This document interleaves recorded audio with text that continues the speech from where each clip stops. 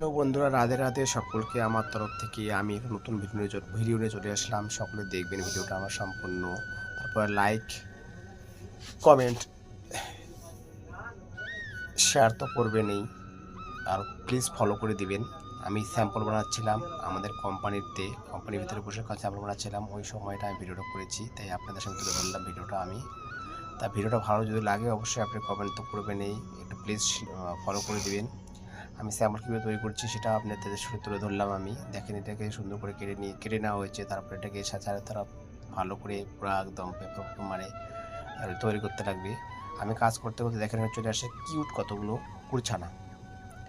আমি আগেও ভিডিওতে করেছিলাম, এই কুকুরটি 5টা বাচ্চা দিয়েছিল। এই যে যাকে কোলে নিচ্ছে আমি, ওইটা উনি মা। আর 3টা বাচ্চা বিক্রি করে দেওয়া হয়েছে। যারা ওগুলো যারা কুকুরটা পালছিল আর কি, তারা বিক্রি করে দিয়েছে। ওরা বড় বড় হয়েছে বাচ্চাগুলো। বাচ্চা তিনটা বড় হয়ে গেছিলো। 5টা বাচ্চা বড় হয়ে গেছিলো।